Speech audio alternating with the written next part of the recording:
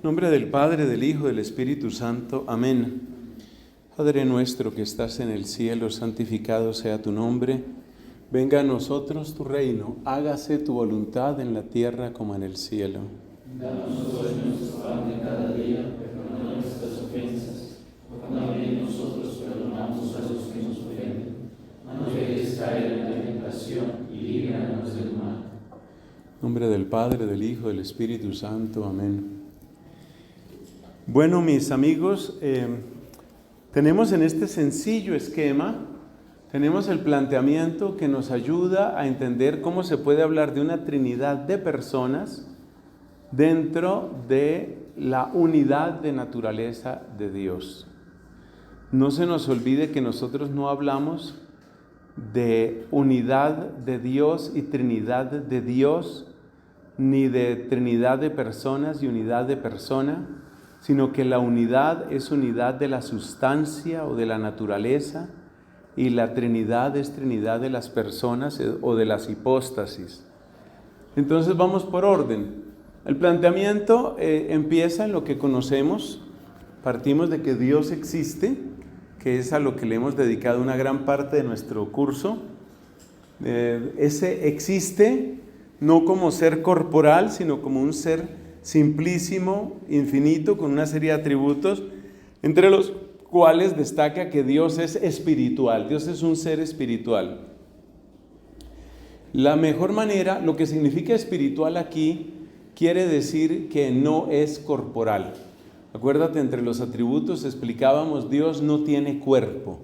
Entonces Dios es espiritual. No tiene cuerpo significa no tiene materia, significa no está sujeto al espacio, al tiempo, no está sujeto a la división que es propia del cuerpo, no está sujeto a la generación y a la corrupción que son características de lo material. Entonces Dios existe y es un ser espiritual. Todo ser obra. Una de las características del ser espiritual es que el ser espiritual es vivo. La materia absolutamente inerte, uno podría decir que es obrada, que se obra sobre ella. Pero indudablemente cuando hablamos de un ser espiritual, como es el caso de Dios, tenemos que decir que obra. Aquí está el ser y aquí está el obrar. Pero hay una cosa muy importante que no dijimos en nuestra clase pasada, y es que las obras se dividen en obras exteriores o extrínsecas, para ser más precisos, y obras interiores o intrínsecas. Una obra extrínseca es la que produce un cambio afuera, mientras que una obra intrínseca es algo que sucede dentro de usted como sujeto, como ser vivo. Esa es una obra intrínseca. Entonces, una obra intrínseca, ¿cuál es? Pues la obra intrínseca por excelencia es el hecho mismo de vivir. Vivir es una forma de obrar, pero es como un obrar sobre sí mismo. Las acciones que son propias del vivir son obras intrínsecas u operaciones, se les llama ahí operaciones intrínsecas. Entonces, por ejemplo, nosotros nos damos cuenta que si una persona va a pintar, ese pintar es algo extrínseco. Entonces decimos, por ejemplo, que Botticelli pintó tal cuadro. El cuadro es distinto de Botticelli. Atención a esto, el cuadro es distinto de Botticelli. Miguel Ángel hizo tal escultura, la escultura es distinta de Miguel Ángel. García Márquez escribió tal novela, la novela es distinta de él. Esas son operaciones extrínsecas, pero hay operaciones que son operaciones intrínsecas. Esas operaciones intrínsecas en los seres espirituales son fundamentalmente la inteligencia y la voluntad. Los animales también tienen operaciones intrínsecas. Por ejemplo, usted piensa en lo que es sentir. Sentir es algo que implica una forma de vida, una expresión de la vida, pero sentir no es algo que quede afuera.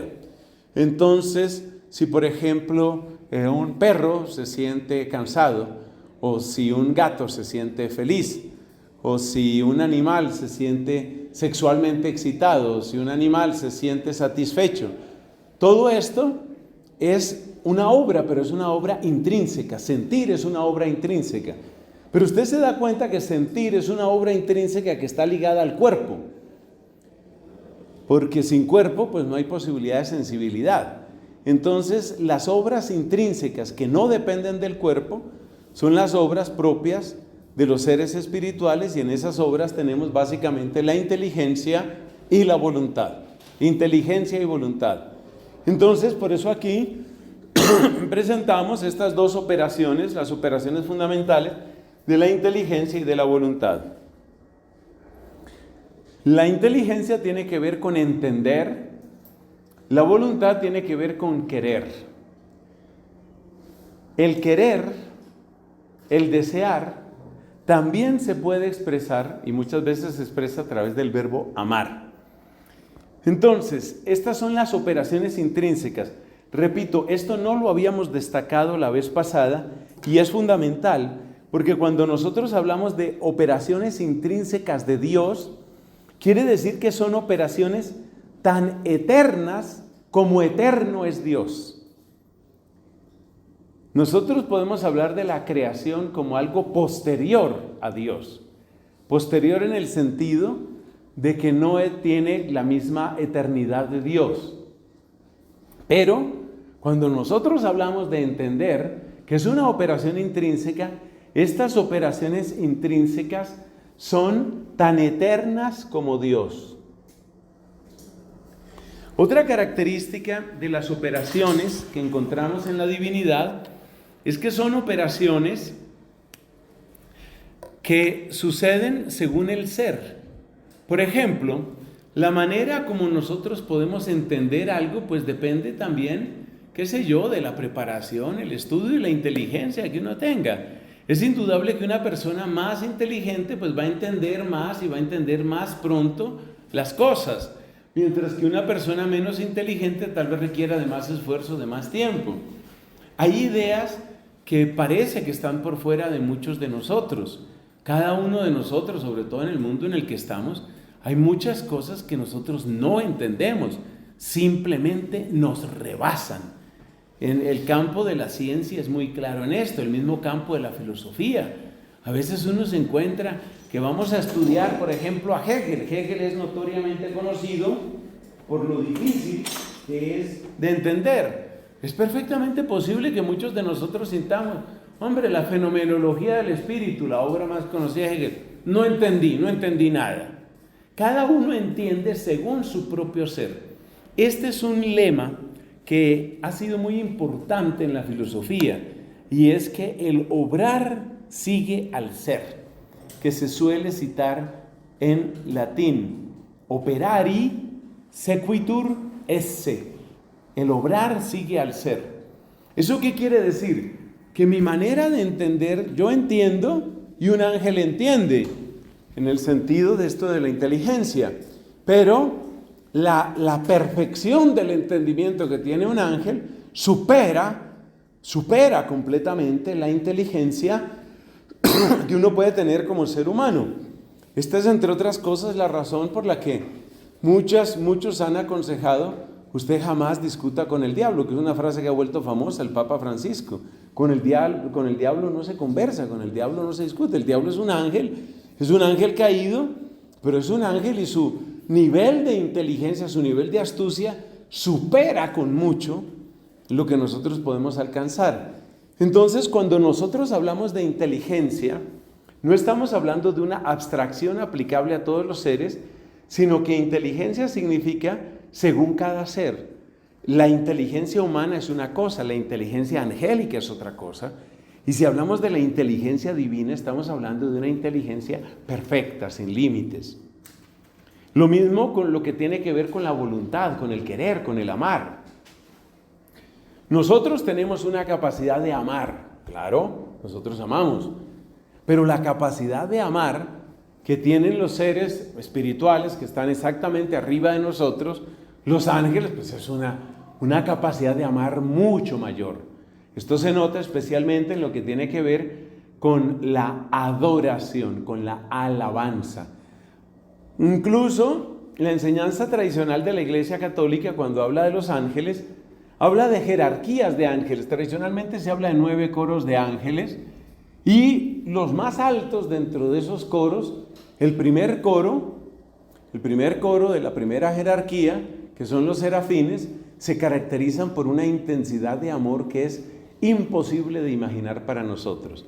Este tema de la infinitud del amor y de la infinitud de la inteligencia es interesantísimo cuando se conecta con la cristología. ¿Por qué?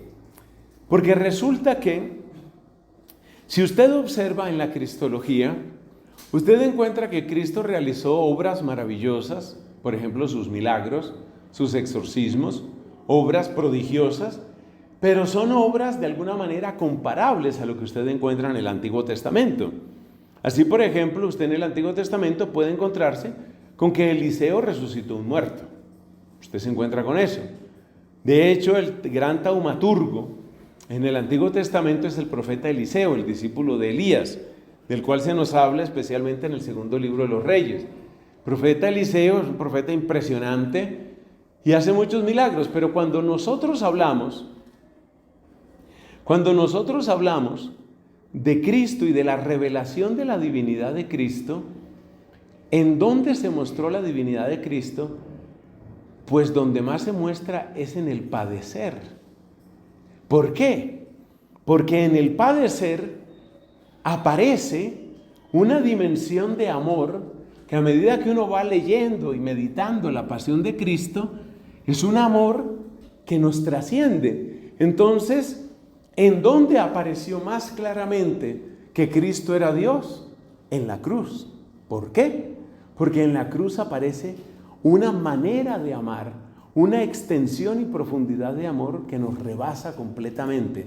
En el amor a los enemigos, en el amor hacia los discípulos que lo abandonaron, en el amor hacia aquellos que no le conocían, en el amor hacia aquellos que no existíamos. Entonces, Cristo reveló la infinitud de su amor especialísimamente en la donación propia del sacrificio de la cruz. Entonces, esas dos anotaciones hay que hacer sobre las operaciones. Primera anotación, que son operaciones intrínsecas. Y segundo, que son operaciones que suceden según el ser. Acuérdese, operari sequitur esse. Entonces, en Dios la inteligencia es perfectísima. Ahora bien, tengamos esos datos de lo intrínseco y de lo infinito de las operaciones divinas y pasemos a una enseñanza, una afirmación básica aquí. Y es que en toda operación hay términos. Se suelen citar en latín. El término, llamémoslo así, de origen y el término de llegada. El origen y la meta, o el principio y el fin. Pero no es tan útil hablar de principio y fin aquí. Se utiliza más la expresión términos. Y la cita en latín es terminus. La palabra término en latín es terminus. Entonces, terminus a quo, es decir, ¿de dónde? Y el terminus ad quem, es decir, ¿hacia dónde? En toda operación hay un terminus a quo y un terminus ad quem. Y eso lo nota uno en todas las operaciones, sean extrínsecas o sean intrínsecas, porque la operación necesariamente tiene un comienzo, tiene un punto de partida, tiene un punto de llegada. Por ejemplo, si una persona dice, estoy leyendo. Sí, por ejemplo, aquí el hombre que está ahí leyendo un libro. Entonces, estoy leyendo. Bueno, pues está leyendo, ¿qué quiere decir? Que hay alguien que lee y que hay algo que es leído. Estoy entendiendo. Hay alguien que entiende y hay algo que es entendido. Estoy sintiendo. Hay alguien que siente y hay algo que es sentido. Incluso los verbos que llamamos gramaticalmente verbos intransitivos tienen esta característica. Ustedes saben que se llama verbos transitivos a aquellos que tienen un complemento directo. Por ejemplo, Roberto levantó la manzana. El verbo es levantar, el sujeto es Roberto. Lo que él levantó Es decir, donde recae la acción es la manzana. Eso es lo que se llama el complemento directo. Y estos verbos son los que en las lenguas que tienen casos, por ejemplo el latino o el griego, tienen el caso acusativo. Entonces se utiliza la expresión manzana en acusativo, donde recae la acción. Pero aún los verbos que son intransitivos, ¿cierto? Los verbos intransitivos son verbos en donde también hay un terminus a quo y un terminus ad quem. Piense usted, por ejemplo, cuando se hace la composición con el verbo ser. El gato está feliz. Bueno, ahí se necesita, cuando se habla de está feliz, hay una especie de experiencia, ¿cierto? Que es la felicidad, y alguien que está teniendo esa experiencia. O sea que usted puede transformar los verbos intransitivos como el estar feliz o disfrutar, ¿sí? El gato disfruta. Bueno, pues el hecho de disfrutar tiene también un terminus a quo, que es el gato o el perro o la persona o lo que sea. Entonces hay un terminus a quo y hay un terminus ad quem. Esto es lo propio. Y es aquí donde nosotros encontramos el origen de la expresión procesiones. Una procesión, eso viene del latín que significa procedere. Procedere es avanzar. De ahí viene la palabra producto. Producto es lo producido, lo que surge de un proceso. Todas estas palabras, proceso, procedimiento, proceder, todas estas palabras vienen de la misma raíz. Cedere indica un movimiento, es como el ergomai del griego. Procedere es un movimiento hacia adelante. Uno también dice retroceder. ¿Retroceder qué es? Pues retroceder es moverse pero hacia atrás. Conceder es moverse de acuerdo con la voluntad de otro. Y así sucesivamente se pueden encontrar muchos otros derivados, ¿no? De hecho, por ejemplo, ahí está un deceso.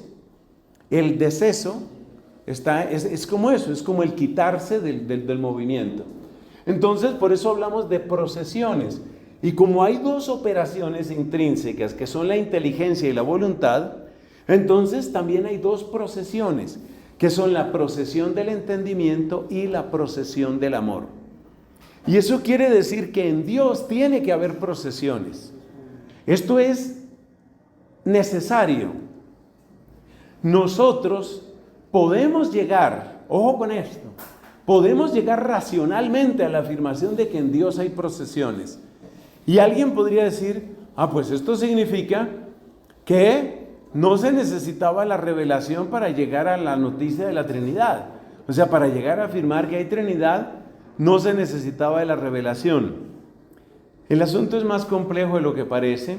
Dejemos esa pregunta por ahora ahí. Pero, ¿por qué digo que es complejo?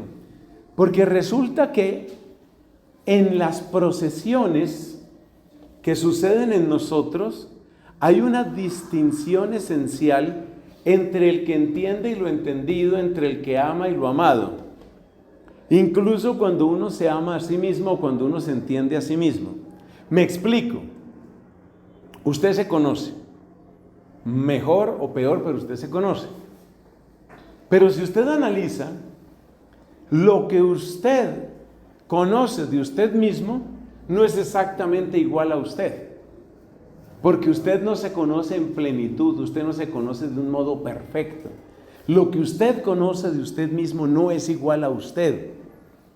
De hecho, nosotros seres humanos, necesitamos de la ayuda de especialistas para que nos ayuden a conocer quiénes somos y cómo somos y qué nos sucede. Esto se nota en la medicina, se nota, por ejemplo, ahí está muy claro, que tengo este problema, que tengo este dolor. ¿Por qué usted tiene que ir a otra persona? Porque esa persona le va a brindar un conocimiento sobre usted que usted no tiene. Yo estoy presentando, tengo un dolor aquí, como en esta parte de la espalda. Bueno, vamos a ver, entonces hacen una serie de exámenes, vamos a ver si es un problema de colon, vamos a ver si es un problema neuronal, vamos a ver si es un problema renal. Finalmente hacen todos los exámenes y llegan a una conclusión.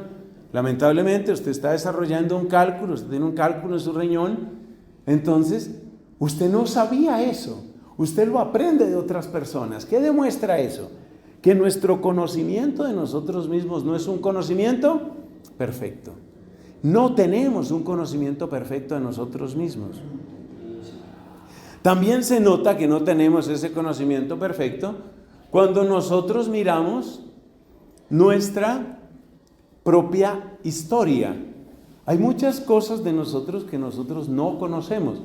Por eso incluso hay algunos que hablan de la necesidad de utilizar métodos de diagnóstico que podríamos llamar un poco heterodoxos. No sé si será coincidencia, debe ser coincidencia, pero últimamente me he encontrado con algunas personas que me preguntan por la hipnosis.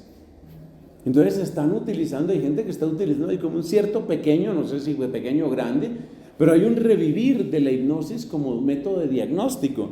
Y lo que se busca con la hipnosis es tratar de llegar a zonas de la persona, zonas de recuerdos de la persona, que la persona, por lo menos de un modo consciente, no logra acceder.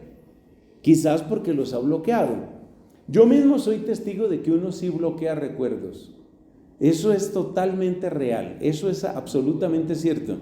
Me sucedió, que es una cosa que en parte me avergüenza, me sucedió hace unas cuantas semanas que alguien me preguntó, querían celebrar una misa pues por mi papá que falleció el año pasado, entonces me preguntaba por la fecha. Oiga, ¿usted puede creer posible? Yo no me acordaba de la fecha de la muerte de mi propio papá. Pues eso es una cosa triste y una cosa grave. Pero eso que está indicando lo que nos han dicho los psicólogos, que hay cosas que uno bloquea, que hay cosas que uno rechaza. Hay personas, por ejemplo, que han pasado por tiempos muy duros de humillación, de violencia, de abuso, y bloquean eso.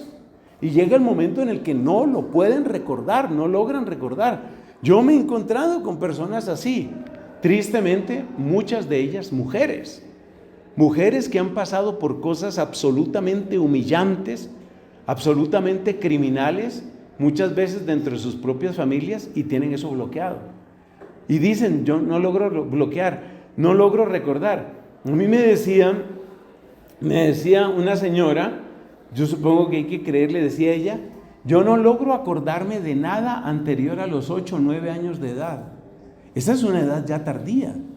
Algunos de nosotros tenemos recuerdos, en el caso mío, por un ejercicio que alcancé a hacer con mis papás, pues obviamente cuando estaban en vida, todo indica que mi primer recuerdo mío, cada uno tiene que hacer el ejercicio, mi primer recuerdo proviene de los 3 años y medio y es solo una imagen, no es una palabra, es solo una imagen. Una imagen con una persona que fue mi tía, fue mi madrina, yo me acuerdo de ella, bueno, en fin. Entonces, yo no tengo un conocimiento perfecto sobre mí mismo. Hay cosas que uno bloquea, hay cosas que uno no logra codificar en su cerebro y no las recuerda. Todo esto es para decir, nuestro conocimiento de nosotros mismos es distinto de lo que nosotros somos. Por la misma razón, el amor que usted tiene a sí mismo, acuérdese que hay un sano amor a sí mismo que llamamos la sana autoestima. El amor que usted tiene a sí mismo, y es muy bueno que usted se quiera y que usted se valore, eso es muy bueno, y que usted valore su origen y su familia y su raza y su etnia, es muy bueno que usted lo valore, pero tenga en cuenta una cosa, tenga en cuenta que su amor depende de su conocimiento. Entonces usted tiene un determinado amor hacia usted mismo de acuerdo con lo que usted recuerda. Según lo que usted recuerda, lo que usted conoce de usted. Por eso el amor hacia nosotros mismos también es un amor imperfecto, porque hay muchas cosas que uno no conoce. No solo del espacio de su propia vida, sino por ejemplo del origen de su familia, de las cosas que tuvo que vivir su familia. Son cosas impresionantes. Cuando usted piensa, por ejemplo, en la proporción de la población mundial que ha pasado por procesos de migración forzada, esos son recuerdos que muchas veces se disuelven y se pierden de una generación a la otra, pero que sin embargo tienen impacto en el futuro de cada generación y de cada persona. ¿Por qué estoy dando estos ejemplos? Para volver a lo que decíamos aquí. Las operaciones van en proporción al ser. Y es aquí donde se vuelve más delicado el tema de las procesiones divinas. ¿Por qué? Porque cuando usted habla del conocimiento que usted tiene de usted o el conocimiento que usted tiene de usted, pues es un conocimiento imperfecto. ¿Y qué quiere decir imperfecto? Que hay cosas que faltan y hay cosas que no son. Pero ¿cómo sería un conocimiento perfecto? Pues un conocimiento perfecto sería tener un conocimiento sobre mí que fuera exactamente como yo soy, sin vacíos y sin errores. Ninguna persona humana tiene eso. Pero Dios sí tiene un conocimiento perfecto. ¿Y eso qué quiere decir? Que no hay diferencia entre Dios y el conocimiento que Dios tiene de sí. El terminus aquo y el terminus ad quem no presentan diferencia, excepto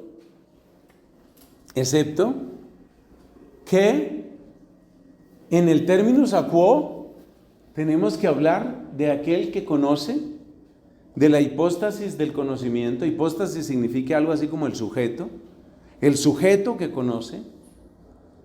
Y el terminus ad quem es el objeto, no en el sentido de cosas, sino el objeto en el sentido de término de la operación, el objeto conocido. Entonces, ¿qué nombre damos nosotros al terminus aquo y al terminus ad quem? ¿Qué nombres les damos cuando nosotros hablamos de la Trinidad? Guiados por la Biblia, nosotros, guiados por la Biblia, utilizamos el término Padre para referirnos al terminus aquo en el entendimiento. Y guiados por la Biblia, nosotros llamamos Hijo al terminus ad quem en el entendimiento. Y por eso decimos que la procesión del entendimiento da origen al Hijo. Pero ahora viene un punto muy importante. ¿Desde cuándo existe la procesión del entendimiento en Dios? Desde toda la eternidad, desde que Dios es Dios. Porque la operación del entendimiento es propia de la naturaleza divina. Por consiguiente, la operación del entendimiento es tan eterna como Dios. Entonces el Hijo no es posterior al Padre. El Hijo es eterno como el Padre. Para quienes han estudiado cristología, recordarán seguramente la herejía arriana. Y los dos lemas de la herejía arriana eran estos: hubo un tiempo en que Dios era Dios y no era Padre. Esa frase es de Arrio. Y la otra frase de Arrio es: no merece la gloria de Dios nadie, ni siquiera el Hijo. El Hijo no merece la gloria, la doxa, ¿no? No merece la gloria del Padre. Entonces, la herejía arriana pone una especie de escalera o de diferencia, diciendo que el Hijo es posterior al Padre y es menor al Padre. De hecho, pues afirmará que el Hijo fue creado por el Padre. El credo niceno-constantinopolitano, que viene a completar y en cierto sentido a explicitar lo que ya había dicho me refiero al concilio, el concilio de Constantinopla, que vino a completar y a definir, a explicitar lo que había dicho el concilio de Nicea. Por eso hablamos del credo niceno-constantinopolitano.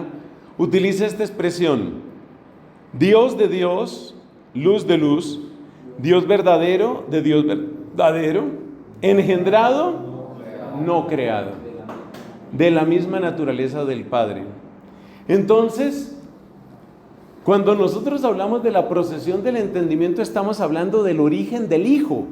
Ese es el origen del Hijo. Pero el origen del Hijo no es en el tiempo. El origen del Hijo depende de una operación intrínseca, y esa operación intrínseca que es la operación de la inteligencia, es tan eterna como el Padre. Tan eterna como el Padre. Ahora bien, esa operación es tan perfecta como Dios es perfecto. Eso quiere decir que no hay manera de distinguir entre el Padre y el Hijo en la Trinidad. En la Trinidad no hay manera de distinguir entre el Padre y el Hijo. ¿Qué queremos decir con eso? Queremos decir que el conocimiento que Dios tiene de sí mismo es tan perfecto como perfecto es Dios. Lo que no sucede con nosotros. Nosotros tenemos un conocimiento imperfecto de nosotros mismos. Un conocimiento que está lleno de errores y que también tiene vacíos. Dios no tiene un conocimiento imperfecto. Dios tiene un conocimiento pleno, un conocimiento perfecto de sí mismo. Y entonces viene la pregunta: si yo tengo al Padre y tengo al Hijo, si no son dos dioses, sino que son de la misma naturaleza que no se replica en ningún otro ser, porque ningún otro ser tiene la naturaleza de Dios, nosotros por gracia podemos participar algo de la naturaleza divina, pero ese no es el caso. Entonces, si yo tengo al Padre, tengo al Hijo, y me doy cuenta que son de la misma naturaleza, y que todo lo que tiene el Padre lo tiene el Hijo, y todo lo que tiene el Hijo lo tiene el Padre. Acuérdate que en el Evangelio de Juan hay frases que van exactamente en esa dirección. ¿Qué se concluye de eso? Que yo no puedo distinguir entre el Padre y el Hijo dentro de la Trinidad, salvo en esto, en que el Padre es origen del Hijo y el Hijo es originado del Padre. Es decir, solamente la relación entre ellos. No hay nada que tenga el Hijo que no tenga el Padre. No hay nada que tenga el Padre que no tenga el Hijo. Pero sí hay algo en lo que se diferencian, y es que el Padre es origen del Hijo y el Hijo no es origen del Padre. Entonces, lo que encontramos aquí,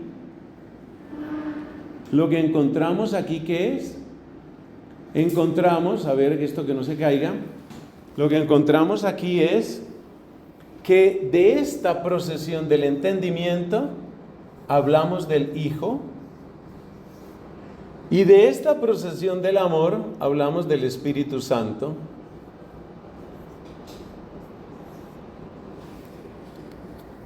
Pues si ya tiene su dificultad de entender el origen del Hijo, créeme que es bastante más difícil la procesión del Espíritu Santo.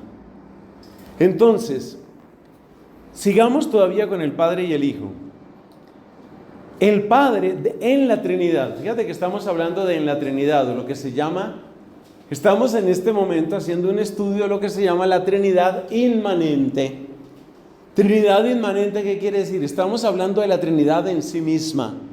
No estamos hablando aquí de las obras de Dios hacia afuera, es decir, de la creación, ni de la redención, ni de la santificación. Estamos hablando del ser de Dios en sí mismo. En el ser de Dios en sí mismo no hay diferencia entre el Padre y el Hijo, ni entre el Hijo y el Padre. ¿Por qué no puede haber diferencia? Porque si hubiera una diferencia entre el Padre y el Hijo, querría decir que el conocimiento que Dios tiene de sí mismo o es incompleto o es incorrecto. Y eso no puede suceder. El conocimiento de Dios, el conocimiento que Dios tiene de sí mismo, es un conocimiento perfecto y es un conocimiento completo.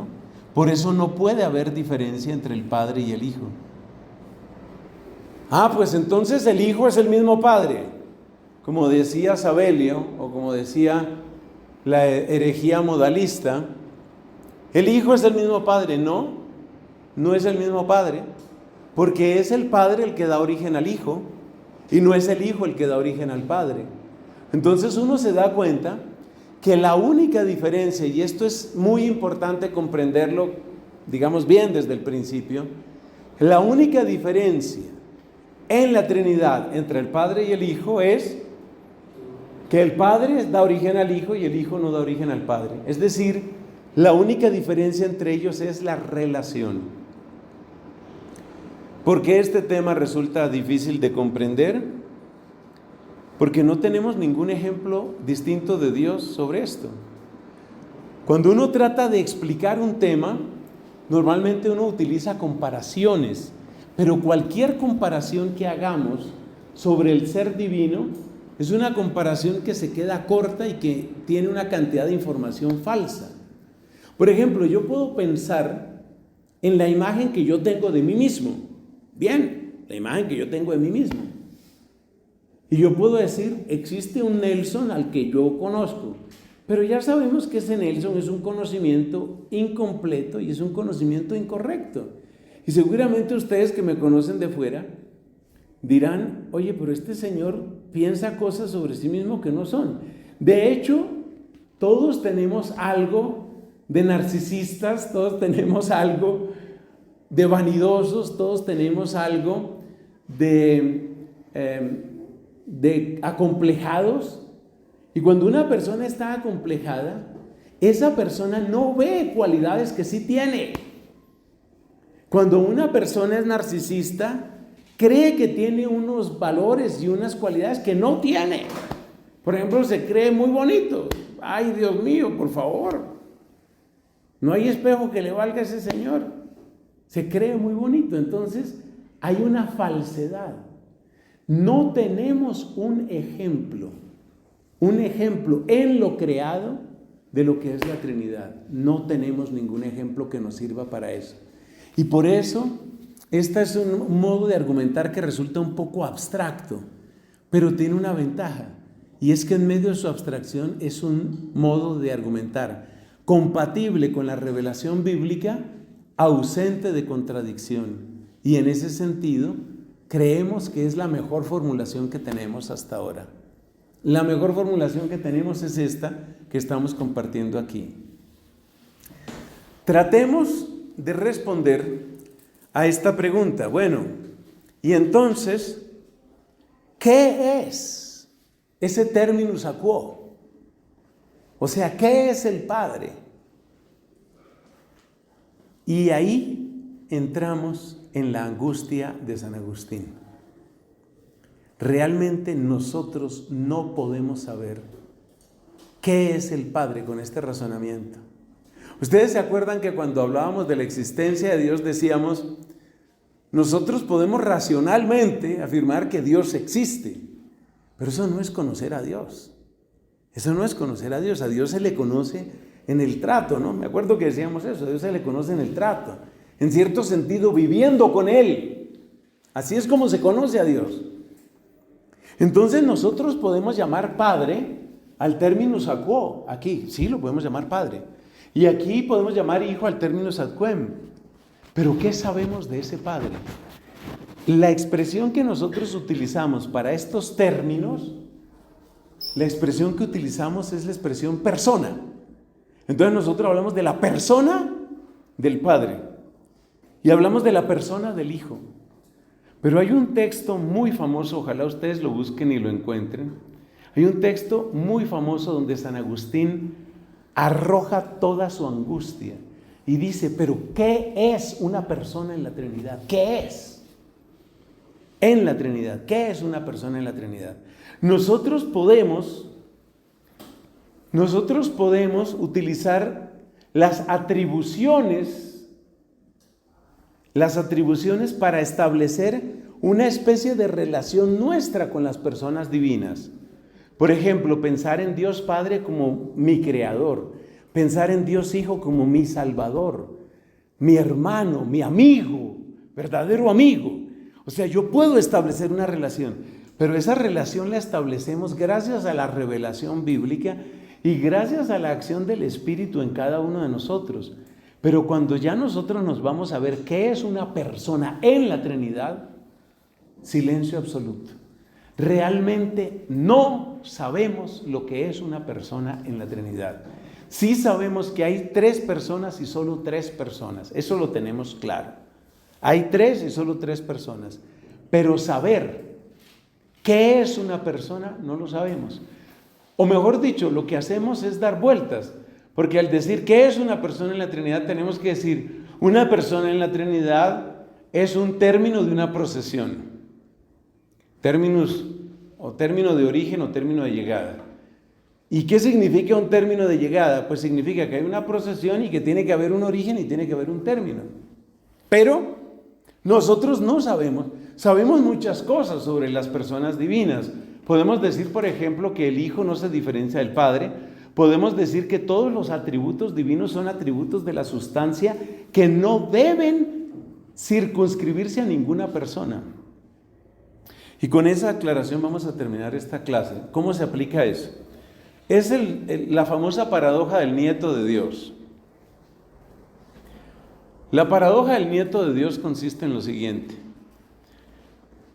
A ver, si hay inteligencia en Dios, entonces hay una operación, hay una procesión, hay un terminus ad quo que es el Padre, hay un terminus ad quem que es el Hijo. Perfecto. Muy bien. Pero si el Hijo es el entendimiento del Padre, entonces, ¿qué procede del entendimiento del Hijo? Esa es la pregunta. O sea, si el Hijo es el entendimiento del Padre y el Hijo tiene entendimiento porque tiene todo como el Padre, entonces el entendimiento del Hijo tendría que dar origen a otra persona, que entonces sería el Hijo del Hijo y ese sería el nieto de Dios. ¿Cómo se resuelve eso? Entonces, en nuestra siguiente clase vamos a abordar esa paradoja y vamos a comentar un poco sobre por qué es especialmente difícil hablar del Espíritu Santo.